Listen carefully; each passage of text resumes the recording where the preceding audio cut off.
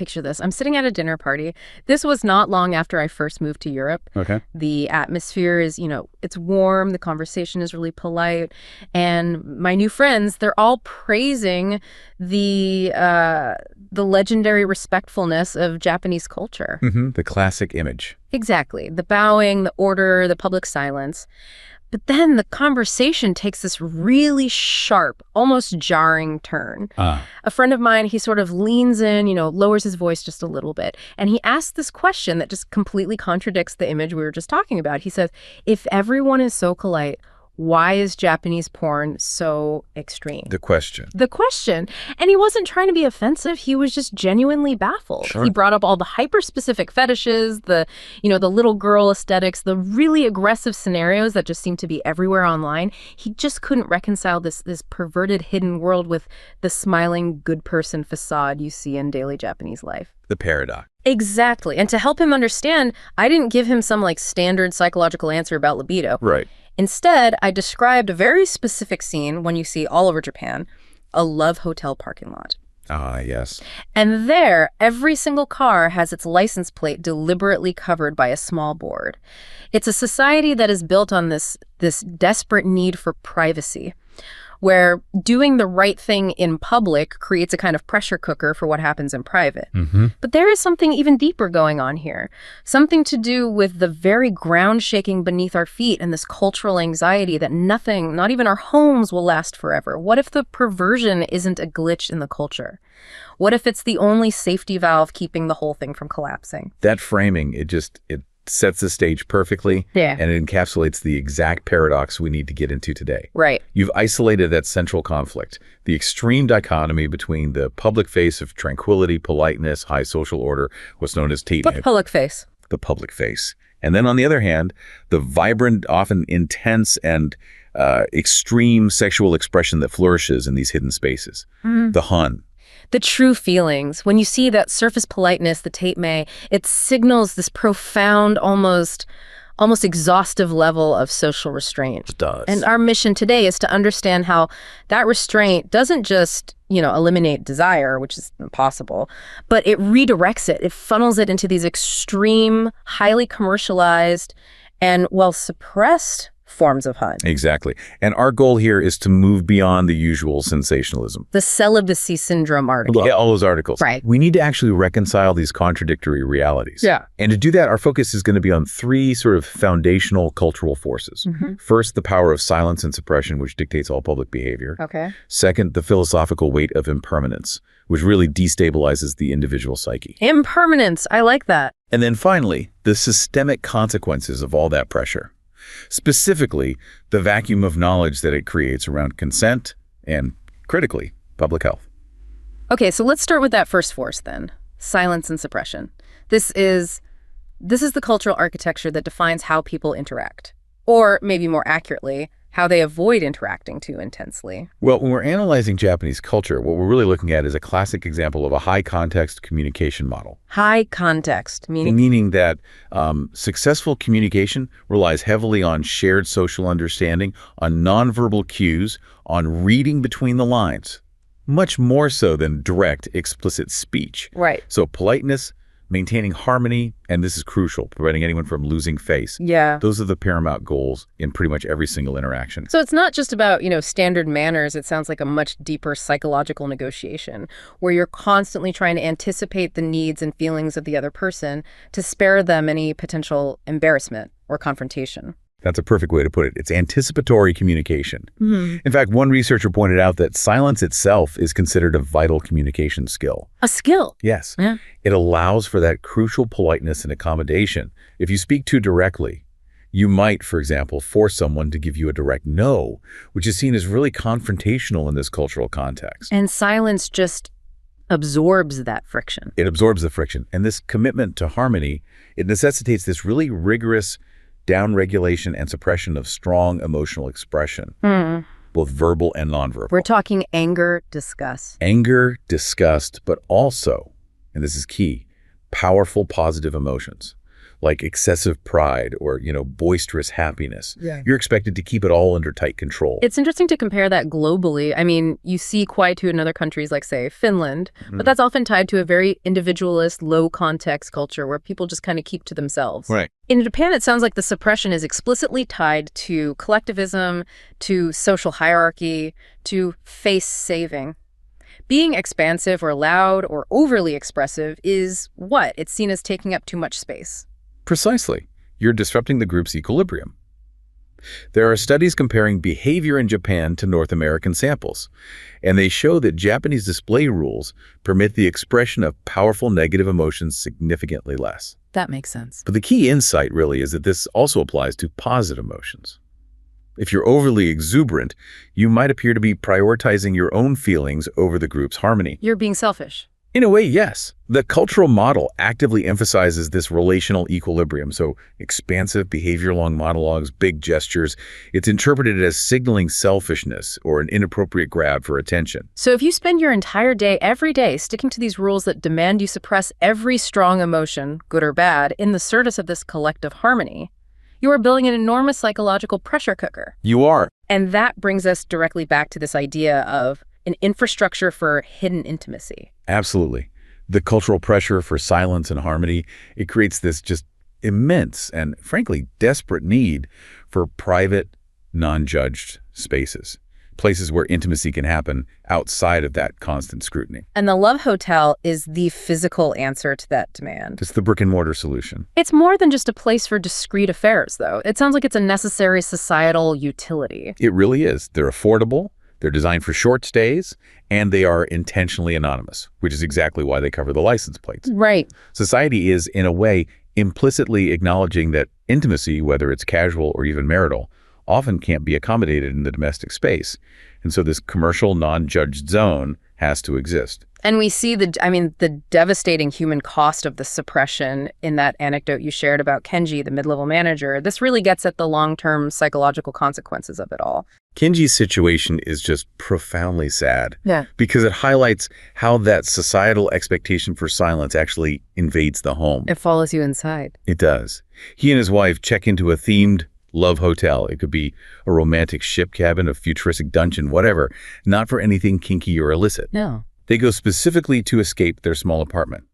Their main motivation is just escaping the suffocating silence imposed by shared thin walls and the constant fear of disturbing their neighbors. They need a paid, soundproof room, probably decorated in some kind of neon fantasy, just to feel secure enough to be intimate without getting a social penalty. Yes. Their home, which is supposed to be their sanctuary, has been invaded by this demand for total restraint. And the anecdote emphasizes that even in this sanctioned private love hotel room, they barely speak.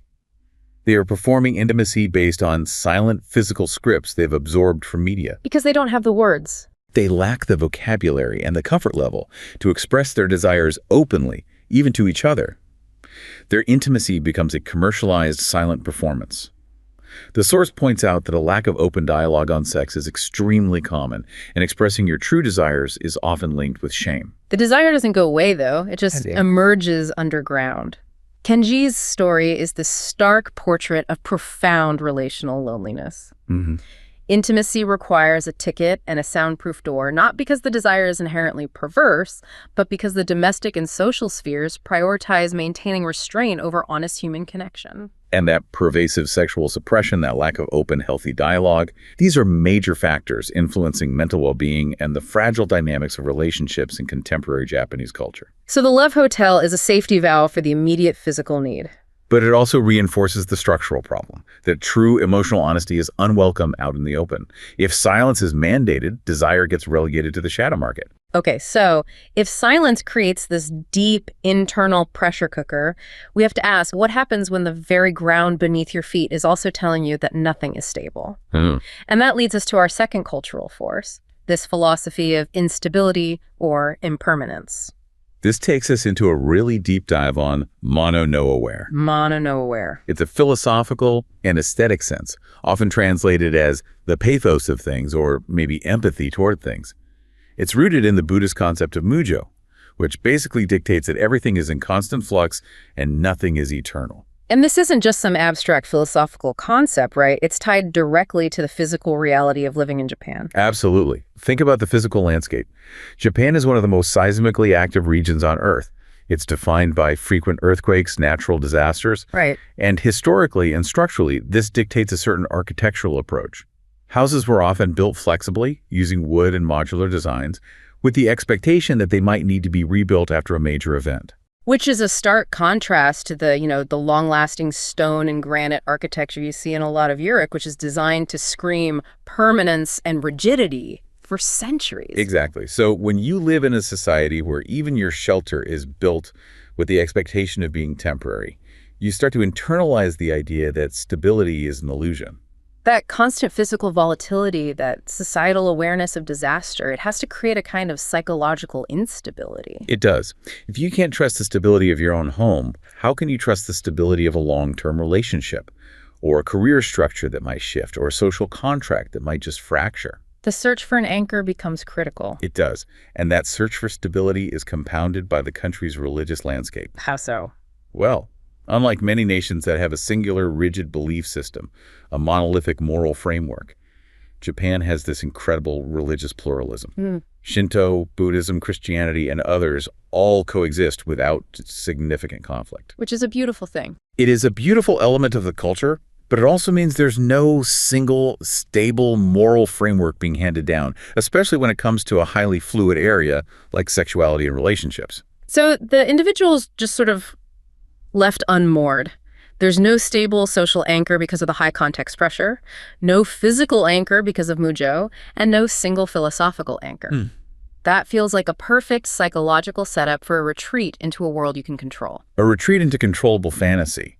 And this brings us to that comparative analysis, how these cultural factors like impermanence and politeness uniquely shape sexual expression in Japan versus, say, Western societies. And for that, we should look at Haruto, the systems engineer in Osaka. Right. Haruto is the quintessential example of this rational retreat. He openly admitted that 3D relationships, real-life ones, felt, quote, too volatile and terrifying. And that fear, it stems from the high social cost of making a mistake. He dreads the necessity of constantly having to read the air, or kukiyomo. Read the Making a social misstep, saying the wrong thing, failing to anticipate a need, being too direct, it can lead to social ostracization or huge embarrassment.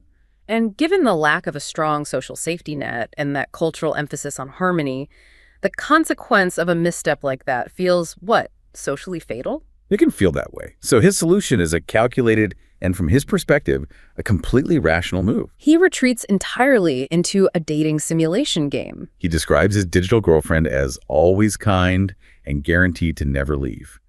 The instability that permeates his physical and social world, the impermanence of everything, is just totally negated in the digital space. So the programmed fantasy provides a logical, predictable refuge. The control the game offers is the emotional anchor he can't find in the earthquake-prone, socially demanding physical world. Exactly. But is it really a rational refuge, or is it more of a self-perpetuating cycle of social isolation? I mean, if Haruto gets so comfortable in the 2D world, won't his social muscles just atrophy, making 3D relationships even harder and his eventual loneliness more profound? That is the crucial tension. From an anthropological perspective, you could argue it's a rational response to an irrational degree of social pressure. Okay. But from a psychological health perspective, it risks creating an inescapable bubble. The sources suggest that the explosion of fantasy content, the hentai, the mo culture, it isn't just about fleeting pleasure. It's about a profound human need for control and predictability. When permanence is an illusion, you cling to the one space where the outcome is guaranteed. And this phenomena of mo, this intense obsession with two-dimensional characters, is on the rise precisely because it fulfills that need. It makes so much sense now. It absolutely is. Right. We've seen these incredible examples like the cult-like following of the dating simulation game Love Plus. Oh, right. We've had documented instances of men leaving real-life spouses, getting divorced, and even going so far as to attempt a legal marriage to their virtual lady. These aren't just isolated quirks of a few unusual individuals. They are visible, societal symptoms of a structural need for stability that is currently unmet by traditional relationships. That sets the stage perfectly for our third section, then. How this silence and impermanence actually manifests in measurable relationship trends and the alternative forms of intimacy that are now, well, they're booming. And to start that, we have to first address that popularized but often misleading term. the celibacy syndrome, or sekusu shinai shokugun. Right, we contextualize this. This is a term that was invented by the Japanese media, largely for sensationalism, but it does highlight a very real demographic decline that's happening in many industrialized nations, though Japan's variables make it uniquely acute. What are the stats? Well, the retreat from relationships is quantifiable. A 2011 survey found that 61% of unmarried men and 49% of unmarried women aged 18 to 34 were not in any kind of romantic relationship. Wow. And even more striking, 45% of women aged 16 to 24 reported they were not interested in or despised sexual contact. Despised it. That's nearly half of young women actively avoiding intimacy. This isn't just a slow drift. That is a profound cultural realignment. It is. And this massive cultural shift is being driven by powerful structural variables that go far beyond just social awkwardness or a preference for 2D partners. Right. We need to focus on the economic and career pressure, which is maybe the most defining factor. Oh, okay. The expectation for salarymen, the white-collar workers and office ladies, is to dedicate virtually all their waking hours to work and career advancement. All of it. In traditional Japanese corporate structures, they often prioritize tenure over immediate contribution. This means young professionals are overworked, they're underpaid initially, and they're essentially starved of the financial resources and, critically, the time required to pursue traditional courtship. Could you expand on the actual lifestyle of these young professionals? Because that traditional office structure, it seems almost designed to crush the possibility of a relationship forming. It really is. I mean, think about the mandatory after-work drinking parties, the nomikai. These are essential for career networking, for social bonding with your supervisors. They aren't just optional happy hours. They're seen as extensions of the workday that just suck up precious evening hours.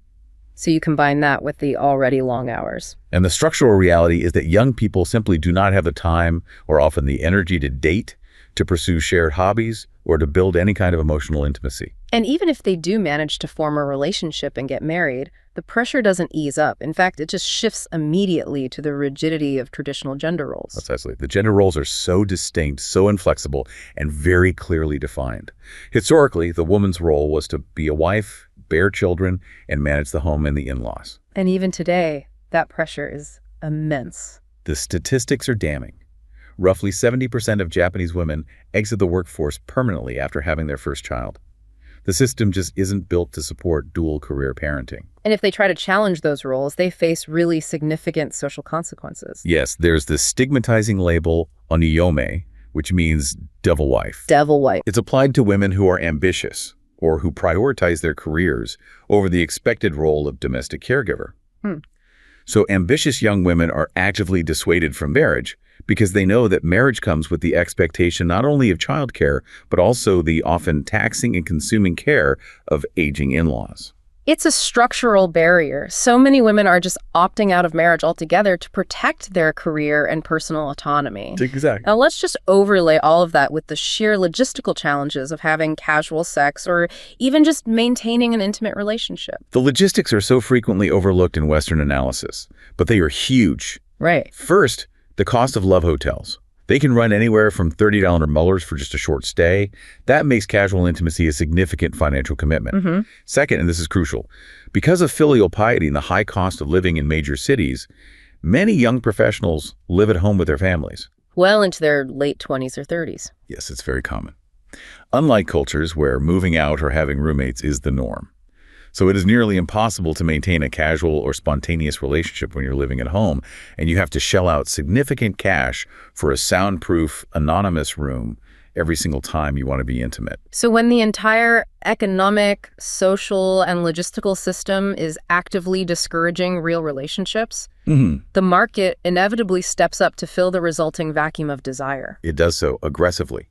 The Japanese pornography industry produces twice as many adult videos as the U.S. market, and a huge volume of that is dominated by hentai, or anime pornography. Right. This massive industry provides an immediate, controllable outlet for sexual desire without the hassle of real-life relationships and all the associated social risk and financial cost. And that brings us back to mo culture, the fetishistic love of 2D characters. It offers not just sexual satisfaction, but critically emotional satisfaction for people who are introverted or just don't have time. And this is where we see the commercialization of attention without any physical risk. For those seeking human contact, compliments, companionship, But without the demanding expectations of monogamy or the risks of sexual intimacy, you have the booming host and hostess club industry. Right, the host and hostess clubs. They offer flirting, deep compliments, focused, professional attention, but they strictly exclude sex. Yes. They're substituting the need for a traditional partner by commercializing emotional availability. And they are incredibly successful. I mean, these clubs are so popular that a trade union was actually formed to protect the interests of the employees. Wow. It is a highly complex, commercialized way for single individuals to pay to feel valued and loved for a defined period of time. The system just adapts by commodifying every aspect of desire and companionship that the traditional social structure fails to provide. The safety valve of extreme fantasy is paralleled by the commercialization of genuine, though temporary, human attention. This whole trajectory, from silence to impermanence to extreme commercialization, it brings us to what feels like the most critical consequence of this cultural architecture, the vacuum of knowledge, particularly around consent, boundaries, and public health. This is where cultural suppression actively becomes a public health and ethical crisis, when fantasy becomes the default script. Well, we're now investigating the ethical and public health challenges of addressing culturally suppressed desires and how they manifest in media. And the anecdote of Amy, the university student, is absolutely essential for understanding the damage that's done by this complete absence of open dialogue. Amy's experience is just heartbreaking.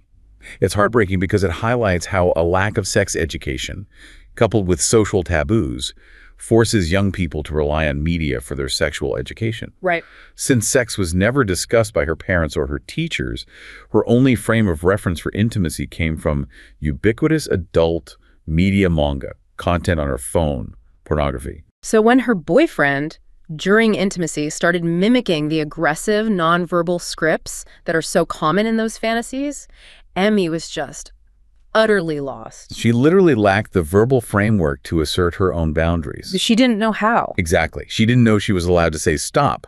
In the fantasies she consumed, the female characters either never voiced a refusal, or if they did, the refusal was interpreted as part of the play, part of the script. Because the suppression of dialogue is so profound, Emmy was prevented from developing a vocabulary for boundaries and consent. She was living out a potentially coercive script simply because society had failed to equip her with an alternative, healthy one. And this issue, it extends deep into the commercial production of intimacy itself, specifically the adult video or AV industry in Japan. The reality of consent within this manipulative system is profoundly concerning. The very premise under which many AV talent agencies operate is chilling. It's foundational to their business model. The sources reveal this underlying assumption that no woman will 100% voluntarily agree to have sex on camera. So that assumption necessitates manipulative recruitment tactics, often exploiting a woman's perceived naivety, her shyness, or her financial desperation. The actress's perceived lack of intelligence or shyness, far from being a liability, is actively commodified for the male viewer. So there's a severe double standard driving this entire market. Without a doubt. Male viewers often maintain this strict divide. They expect their wives to be respectable, pure, and shy. But in commercial sex, they seek performers who are promiscuous and, crucially, appear subordinate or lacking in intelligence. It's a male-centered chauvinistic eroticism. It is. Agencies actively advise actresses to appear shyer, to report less sexual experience than they actually have, because lacking embarrassment devalues their commodity potential in the eyes of the consumer. And even when the legal system tries to step in and enforce consent, it runs into barriers like this concept of intentional unknowing. It's a systemic problem. AV companies have responded to legal pressure by videotaping the contract process, so you have women reading and consenting on camera. As a legal shield for the company. Exactly. However, the director Akasaka admitted, quote, "I have no idea how women are brought to this industry. Honestly, I don't even want to know." This intentional unknowing is a mechanism designed to protect the powerful from accountability, from the coercion that may have occurred moments, days, or weeks before that contract was signed. And if a woman does try to seek justice, the deck is just overwhelmingly stacked against her. The effectiveness of legal mandates is so limited because the social and legal systems are dominated by men. The sources highlight that 70% to 80% of lawyers in Japan are men. So when the perceptions of justice and the interpretation of the law are overwhelmingly determined by privileged men, there are continuous opportunities for injustice and for minimizing claims of coercion. But ultimately, the greatest harm for women in the AV industry is the lifelong social stigma, the discrimination, and the constant threat of old videos being seen by their children or their grandchildren.